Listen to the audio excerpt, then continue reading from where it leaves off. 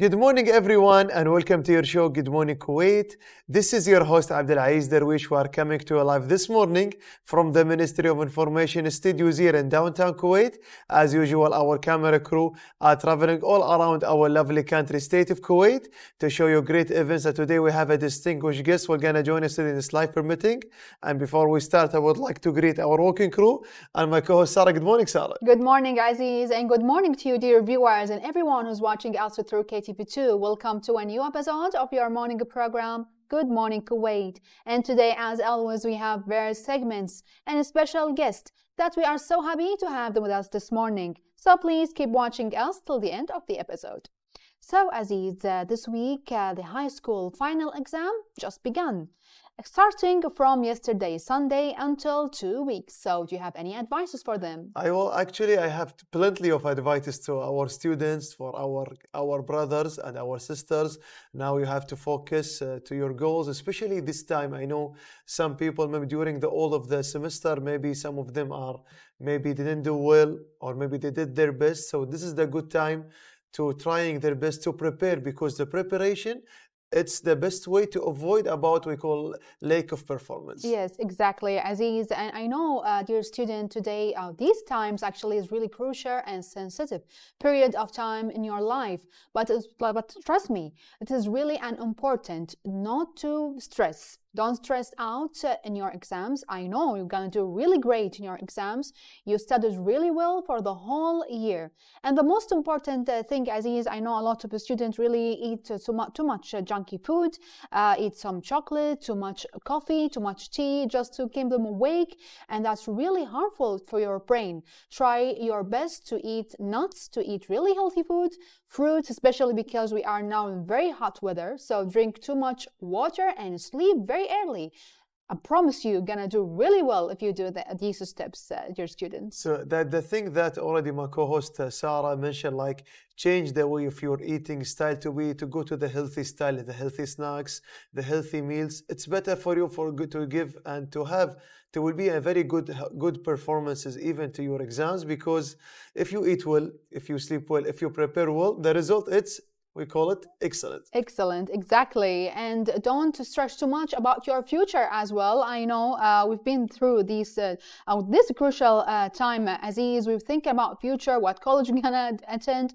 But during the exams, we're thinking about that. It's really bad to your brain. Don't overthink, and please do very well and make your parents proud of you. Nice. And this is like our segment today for message for everyone. So on behalf of our show, Good Morning Kuwait, wishing the luck for all the students. Good luck for your exams. And now also we have a daily segment which are about the weather forecast. So dear viewers, how about to check the weather forecast for today and for the next following days with our colleague Fahad Lartabi, and they will be right back to you. Good morning, ladies and gentlemen. Very hot weather by day with light to moderate northwesterly wind with a speed of 10 to 35 km per hour. We are expecting high temperature in those days, will rain between 45 to 49 degrees over some areas, especially desert areas. Tonight, it's going to be rather hot with light to moderate northwesterly wind with a speed of 10 to 30 km per hour, but we are expecting freshening wind for the next few days. Today, maximum temperature, as we can see, may reach 48 degrees in Kuwait International Airport. Kuwait City will rain between 44 to 45 degrees. Minimum temperature, we have recorded 31 degrees in Kuwait International Airport. State of sea is going to be slight to moderate, and the wave height in general is going to be 1 to 4 feet by day. By tonight, it's going to be 1 to 3 feet. It's going to be nice weather if you are planning to do any sea activities, but make sure you drink enough water during the day. Expected weather in Kuwait City for the next 5 days.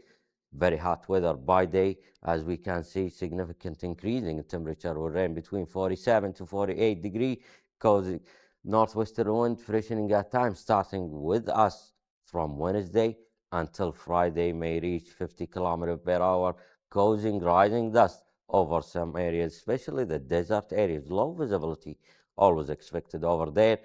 Minimum temperature will range between 33 to 34 degrees, but rather hot weather always with us late night and early morning. We are expecting significant increasing in temperature may reach 49 and 50 over the northern and the western part of the country. Always make sure you be hydrated and drink enough water during the day. This is our weather forecasting this morning. Thanks for watching us. Now, let's go back to our colleague Abdulaziz and Sarah. We are back to our show again. Good morning, Kuwait. Now it's time for Kuwaiti News Agency. His Highness the Emir, Sheikh Nawaf Al Ahmed Al Jaber Al Sabah, sent a cable to Pakistani President Arif Alvi expressing his sincere condolences over the victims of the flood in the northwestern province of Khyber Pakhtunkhwa, and His Highness the Emir expressed condolences to the victims' families, wishing speedy recovery for those injured. Final exams of the second semester of the scholastic year 2022 and 2023 for 43,000 high school students kicked off in Kuwait on Sunday, aimed at a hopeful and efficient atmosphere. The Ministry of Education has taken all necessary measures for the final examinations for 26,576 students of the scientific discipline and 17,314 students of the literary one. The US dollars stood at Kuwaiti dinar 0.307, while the euro rose by 0.33% to Kuwaiti dinar 0.330, and the Central Bank of Kuwait, CBK, said in its daily bulletin that the British sterling pound and the Swiss franc rose 0.95 and 0.59 to stood at Kuwaiti dinar 0.386 and Kuwaiti dinar 0.339, while the Japanese yen stood at Kuwaiti dinar 0.002. Athletes of Kuwait's Al Tamoh Sport Club won 4 gold medals and 1 silver at Cheek International Para Athletics Championship. They pushed their tally of medals to 6 gold, 2 silver and 1 bronze. Hanan Al Misbah led the 100-meter and 400-meter female races, while Fahad Al-Salili claimed the title of 100-meter male race. Hassan Samir won the gold medal of the 1,500-meter race, while Abdullah Sleiman won the silver medal of 100 race. This is all the news we have for today, dear viewers. Don't go away. Let's have this little break and then we'll move on. We are still in our show again. Good morning, Kuwait. Hope you enjoyed our segments. Yesterday, I got a phone call and a message from a fraud. Okay. So they are asking me about my bank account. They're asking me about the IBAN numbers. So for sure, it comes to my mind directly. It's like from someone who's just want to take my money. So because I already know about this information from the Ministry of Interior, throwing the cybercrime, information. Well, big thanks and appreciation to Ministry of Interior for advising us, warning us about such, let's say, hackers. And you've been like in a really dangerous situation, Aziz, and also dear viewers. Although we are living really in technology, let's say, age, but also we have to be cautious and be careful about the cyber crimes or hackers and all these, let's say, thieves of online thieves, let's say. So we're going to talk about cybercrime, Aziz. So let's talk more about this. Electronic societies have recently suffered from the violation of the electronic rights and privacy. In light of the spread of the cybercrime, as the development of this type of the crime coincided with the development of technologies and even technology. But awareness of the danger of the hackers, penetrations, protection methods, and even preventive method is still low among many of the audience. So it's very important now. The new technology, it's trying their best to develop also for anything for comes to the cybercrime. Indeed, Aziz, some tips about electronic extortion and hacker violations and how to protect ourselves from exposure to these electronic crimes. We follow through this following report. Good morning and welcome to the Ministry of Interior segment. Cybersecurity is becoming more important than ever as we rely more on technology to carry out our daily activities. In this report, we will discuss some essential cybersecurity tips that can help you protect your personal information and online activities. Use strong passwords. One of the easiest ways for hackers to gain access to your personal information is through weak passwords. Always use a strong and unique password that is difficult to guess. Use a combination of upper and lower case letters, numbers, and symbols to create a strong password. Also, avoid using the same password for multiple accounts. Keep software updated. Ensure that all the software on your computer or device is updated, and enable automatic updates whenever possible to ensure that you have the latest security patches. Use two-factor authentication. Two-factor authentication, 2FA, adds an extra layer of security to your accounts. It requires a second form of authentication, such as a fingerprint, facial recognition, or a code sent to your phone, in addition to your password. This helps to protect your account even if your password is compromised. Be cautious of phishing scams. Phishing scams are a common way for hackers to gain access to personal information. They often involve fraudulent emails or websites designed to look like legitimate ones, tricking you to providing personal information. Be cautious of any email or messages that asks for personal information or urge you to click on a link. Avoid public Wi-Fi. Avoid using public Wi-Fi whenever possible, as these networks are often unsecured, making it easy for hackers to access your device and steal your personal information if you must use public Wi-Fi. Backing your data regularly can help protect you against data loss due to cyber attacks or other disasters. Store your backup on a separate device or in a cloud storage service to ensure that your data is safe. Finally, on the number 97283939, you can use the WhatsApp application to get in touch with the department in charge of combating cybercrimes if you need any assistance. That's all for today. Thanks for watching, and until next time, I'm Major Sarah Jamil, and this is Good Morning Kuwait. Well, big thanks to Major Sarah Jamil for this beautiful report about cybercrime. And moving from cybercrime to World Food Safety Day. So World Food Safety Day is an annual celebration to draw attention and inspire actions to help prevent, detect, and manage the foodborne risks. It's very important. This day commemorates for the Food Safety Day. Exactly. To know, dear viewers, how to help prevent, detect, and manage foodborne risk, contributing to food security, human health, economic prosperity, agricultural production, market access, tourism, and sustainable development. Let us watch this following report.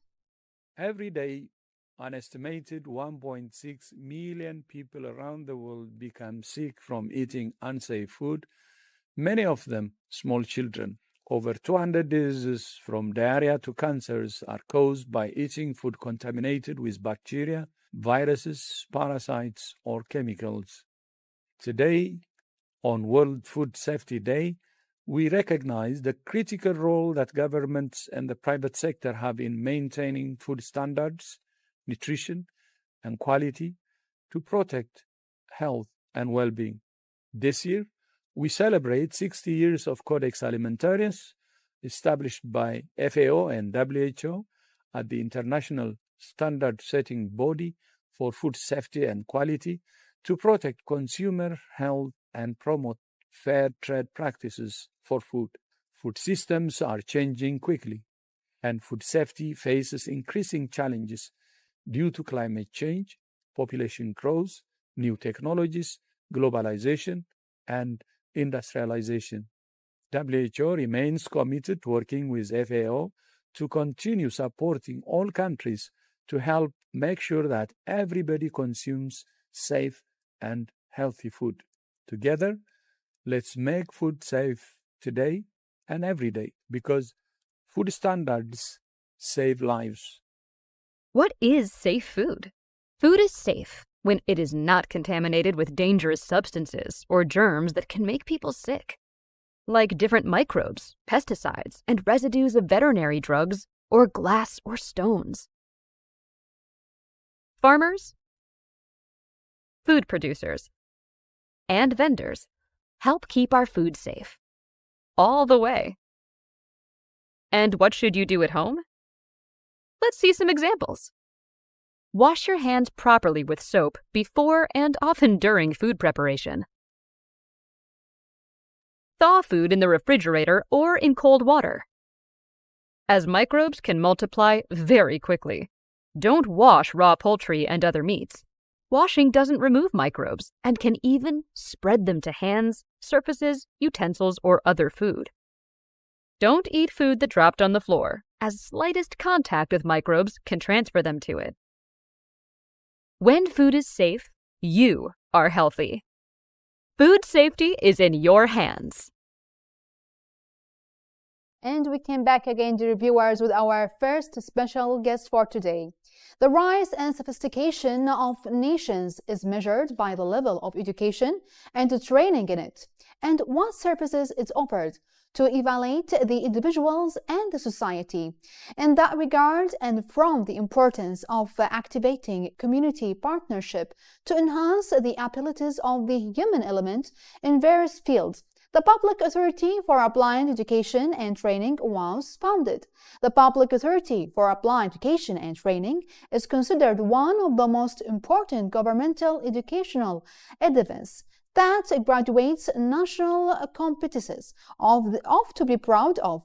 More details about the Institute, especially about College of Business, we are so pleased to have with us today Professor Ahmed Lihnayan, Dean College of Business, Associate Professor of IT and Computer Information Systems.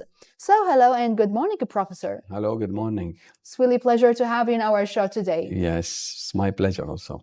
So, Doctor, today we're going to talk more about the program that were developed, and especially in the business sector. So, the Public Authority for Applied Education and Training approved several academic programs, as I mentioned, especially in the business.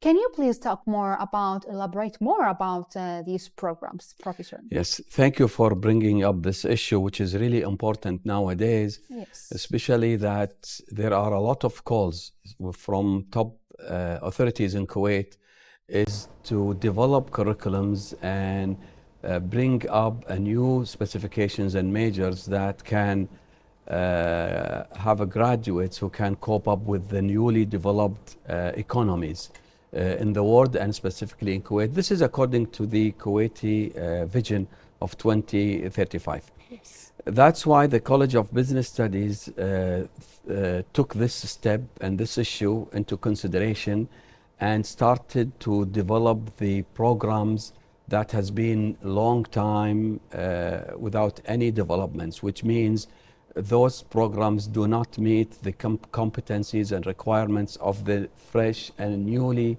graduates that have to work on competencies that is really required by the digital transformation societies and businesses. Yes. So we started by developing the accounting program and the insurance, which is called risk management, and the banking, which is called now banking and financial institutions. And also the business major, which has now 5 majors, which is MIS and marketing and logistic management and human resource management, which means these are really areas of fields. And I'm talking about the technical diplomas. It's not like a bachelor degree, which is the degree and the mandate of the public authority and the college is to provide laborers who can cope up and work really with the newly fresh workplace. That's really great, Professor. Let's talk about. We are talking about here like 6 more subjects were developed, isn't it? Like as you mentioned, accounting and financial and much more. So, what is the goal? Let's say the purpose of developing those programs. I just forgot to mention that there are 2 newly programs. What I just mentioned were programs that has been developed according to the real competencies that are needed. The first one is the Applied Statistics Diploma, which when I talk about statistics mean data. When I talk about data, means data science, means AI, artificial intelligence. The importance of data nowadays to be analyzed to provide really decision makings and prediction.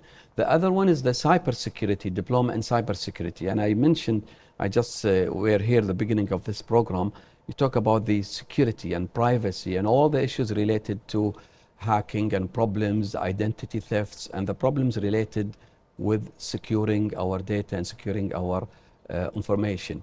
So that's now the reason for doing this is because now we are into the new type of education. Let's say the era of fourth generation education. Yes. This era requires and needs us to develop our programs and curriculums. Otherwise, when you talk about the labor force now, the market, whether government and private, Yes. you are talking about these entities requires fresh graduates that they acquire and they have the hard skills, which is the major, the specialities, and the soft skills.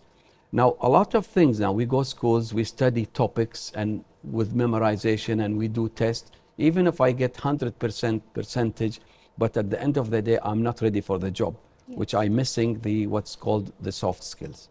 That's really great, Professor. And as you mentioned, it's really important to have these two developed a program, cybercrime, as we mentioned at the beginning of the program, which is really important to compete the development for all around the world, and also the artificial intelligence, really two important programs that were developed.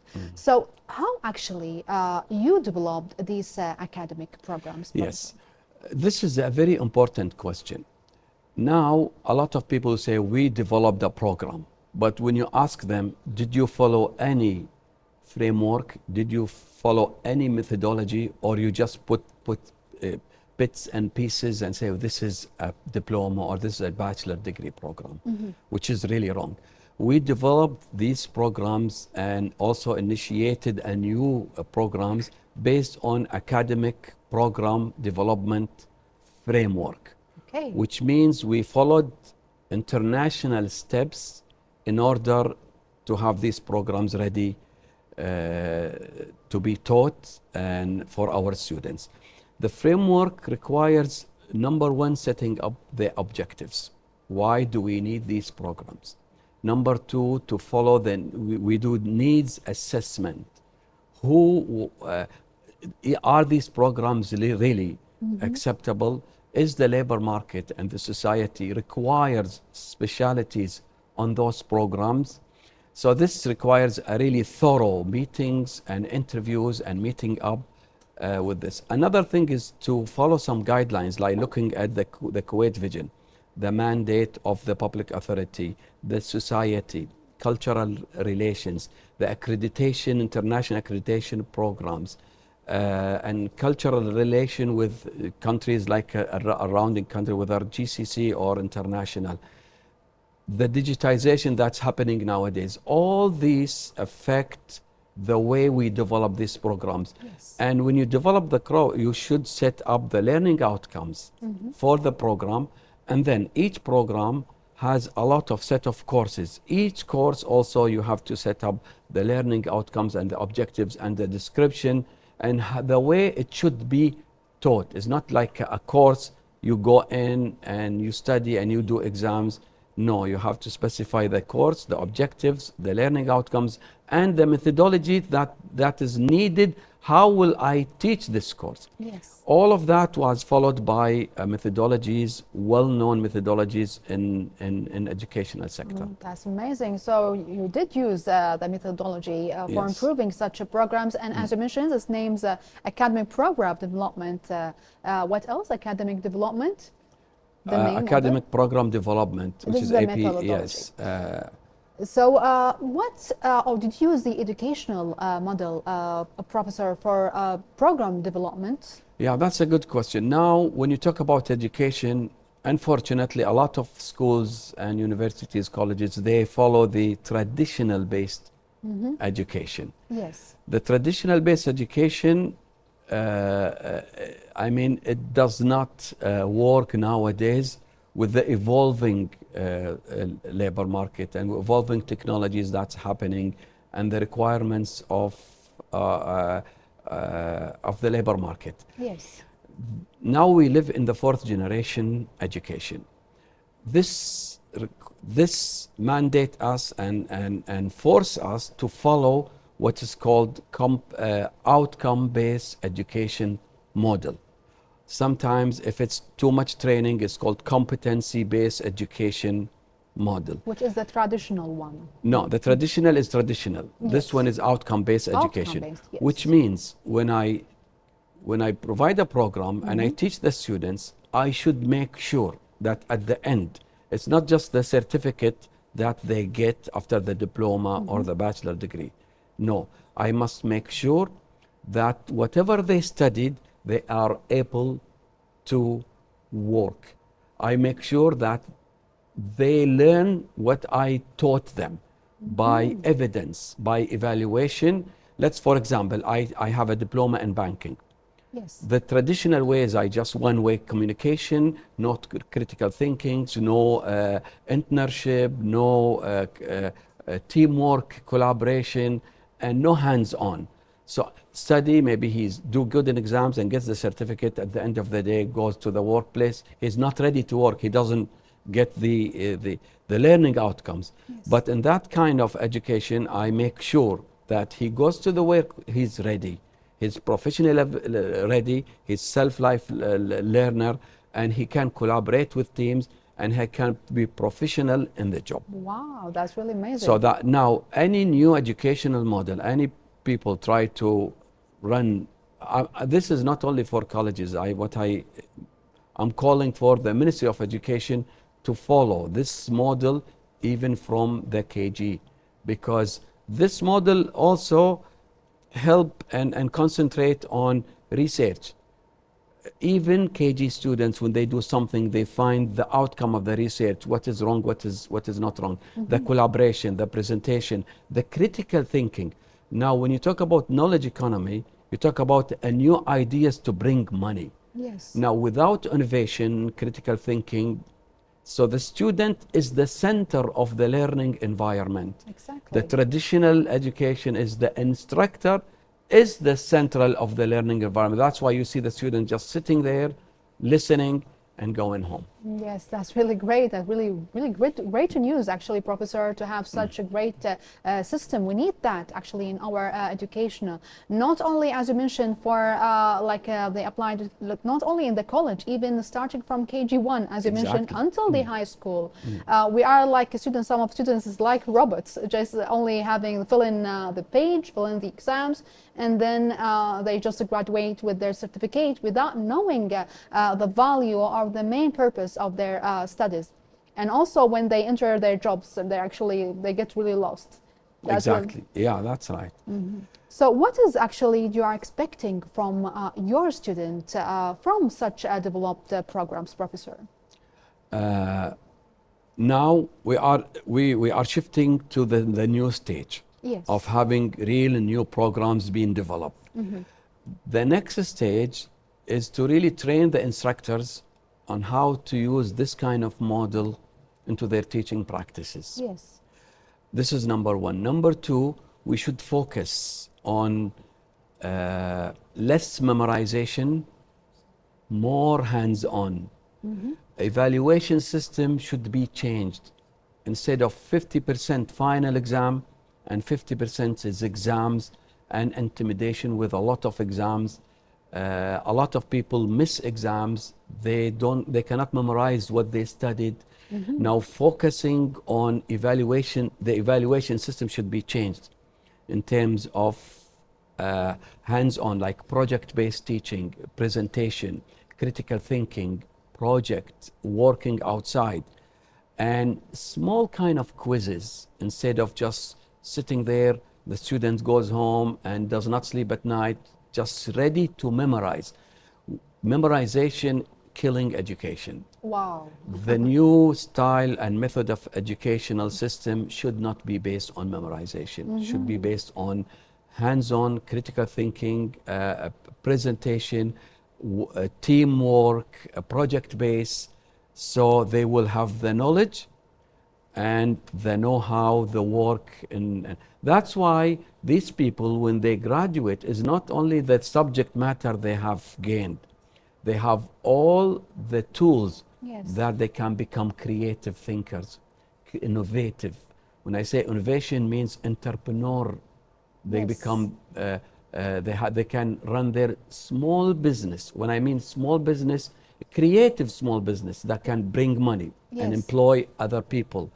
So now, one of the things that one of the graduates, I'm talking about the graduate attributes. You said, what do you expect from students? When we developed these programs, we followed the academic program framework, right? Yes. We focus on something called graduate attributes. What do we expect from the graduates? Again, hard skills, which is the knowledge of the topic, and soft skills. Soft skills, they have communication skills. They can work in a team. They become critical thinker and innovative. They are ready for the job. And they become entrepreneur. They are ready to run their own businesses.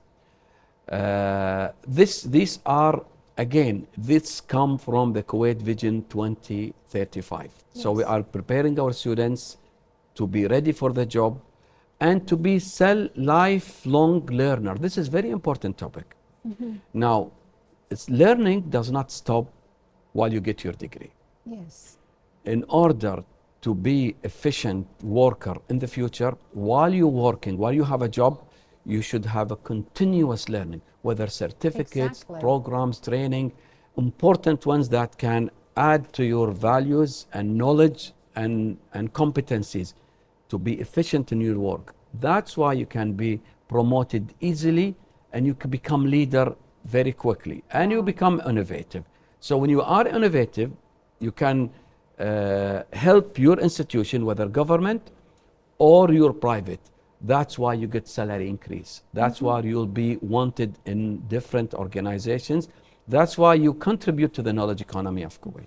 That's really great, Professor. We need such an educational, actually, thinking like this. As you mentioned, I liked the phrase you say, memorization killed education. And also the self-long learning, as you mentioned, to have a creative brain is not only for the field that they studied, only as you mentioned, for their business, for their own business. So since we are now in the, let's say, at the end of the year and the final exams for the high school, so what is your biggest actually advice for our dear students? This is very important. I talked a lot about this topic.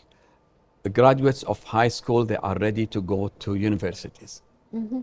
Very important issue is to choose the major that you like, the major that you can give, the major that you think it will open up opportunities for you for the workplace. As you know, there are a lot of specialization that is not really needed nowadays in government and private organizations.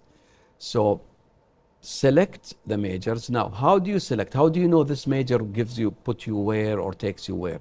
There are a lot of resources available through the internet, through booklets, through asking friends. You have a lot of colleagues, friends, family. Read, understand, watch videos about the importance of such majors and specialties. That's why you can select your area of study very precisely and choose also whether you want to study in Kuwait or outside Kuwait. These are important cultural and social issues that you need to consider. A lot of people, they go outside and then, you know, as you know. So select your major precisely, ask your friends, read about it, not just ask, read. Watch videos. There are a lot of resources available about this kind of specialization. And I wish the best for all graduates. I hope they succeed and they get good grades on the finals and their families as well. Hopefully, Professor, thank you so much for your golden advices and your generous information and for being here with us today. Thank you. Thank you. Big thanks and appreciation to our dear guest, Professor Ahmed Lehnayan. He is a Dean College for Business Association, Professor of IT and Computer Information Systems. Don't go away, dear viewers. Let's have this silent break and then we'll move on. We are back to our show again. Good morning, Kuwait. We're moving for our second interview segment. We'll move to our external segment located in Kuwait Red Crescent Society to provide us with the more details about the blood donation campaign organized by the Kuwait Red Crescent Society in cooperation with the Central Blood Bank with our guest, Mr. Farouk. Mr. Farouk, good morning.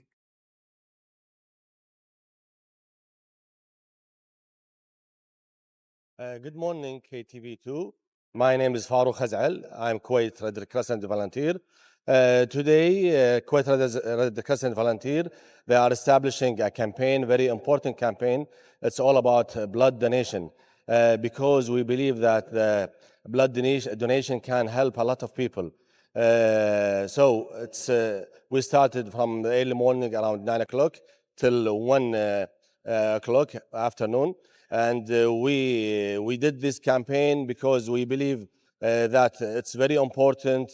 There is a shortage of blood in some blood bank. That's why Kuwait Red Crescent Society, they are encouraging our volunteers, our community just to come and donate the blood. And these donation, it's very helpful for, let's say, for the people. And one of the studies that shows that every time you donate with your blood, it can save 3 lives.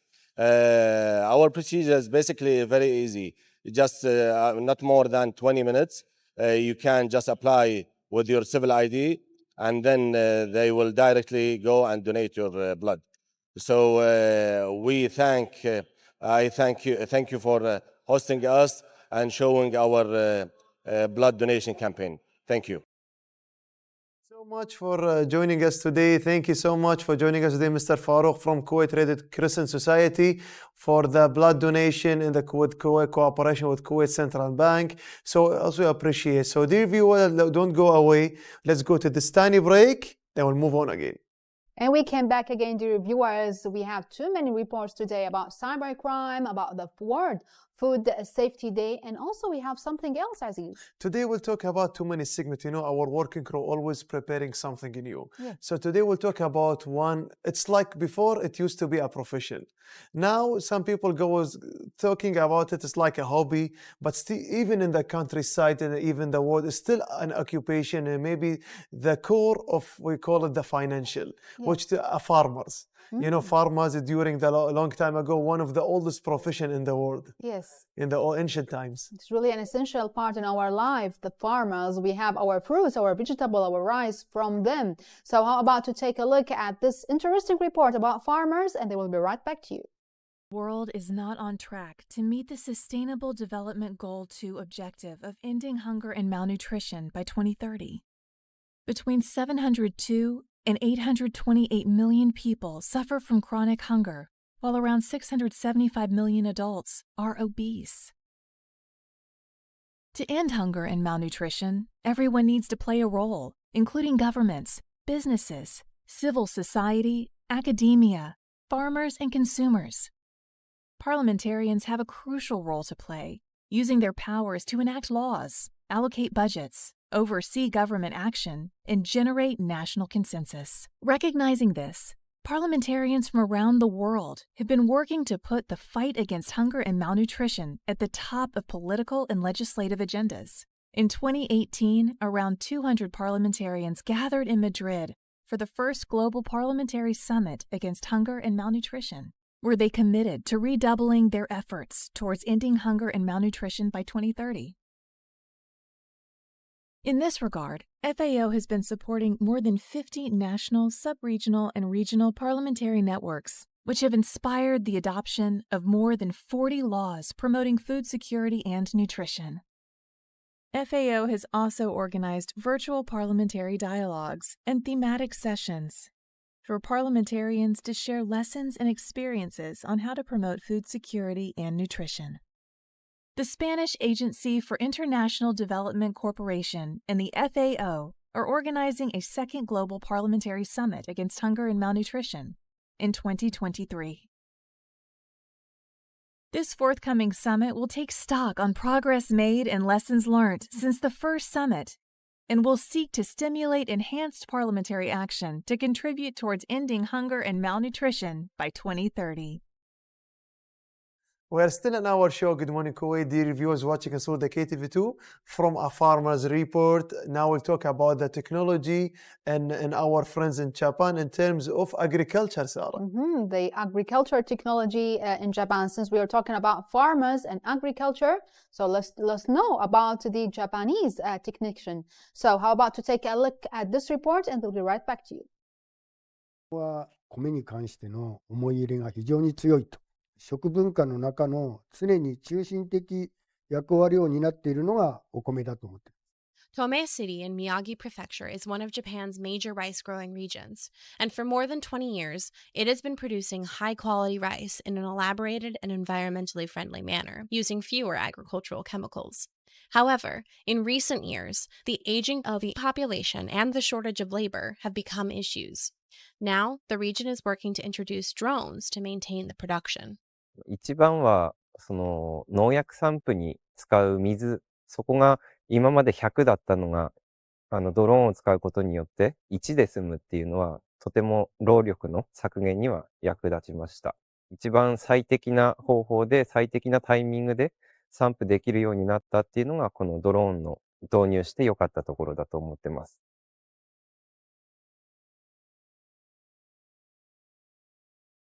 Kagoshima Prefecture has long been one of Japan's leading tea-producing areas.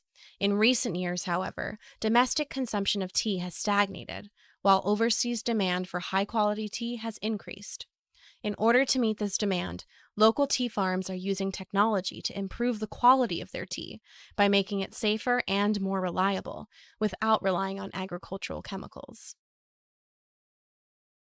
もともと減農薬の取り組みから始まった経緯がありますけど、茶畑で台風の後に虫がいなくなったっていうのをヒントにして、うちの、父親が、ハリケーンキングっていう風と水で害虫を吹き飛ばすっていうような機械を作って茶の害虫防除に取り組んでいます。We are back to our show again. Good morning, Kuwait. Today, I would like to thank our working group for preparing such an amazing report. It's like related for today commemorates for the World Food Safety Day. And we'll talk about the farmers and even the technology with terms of agriculture. It's all in terms of agriculture and food security. Exactly. It's really great to have an organic food for the sake of our healthy, like away from the let's say of the junky food and the non-organic food. And I love in the report how they have this really advanced machine in the Japan. I hope we're gonna have it in the future here in Kuwait. So have you been to have some plants in your garden, Aziz? Actually, yeah, I am like curious. Planting in your garden. Planting, yeah. I am curious in planting. So now it's like people they go to the nurseries, shops, especially want to do like indoor gardens. Yes. And in this winter season, people like to do outdoor gardens they want to do. But now it's time to do indoor. So I know like if you go to the nursery shops, you will see too many tools and instruments and even plants who's like can be, handled in this weather inside the houses. Yes, that's really great to have some inside house plants and have your own garden to plant your own food as well. So dear viewers, I hope you enjoyed our episode as much as we did. See you for the next one and have a lovely day. Have a lovely day. See you tomorrow.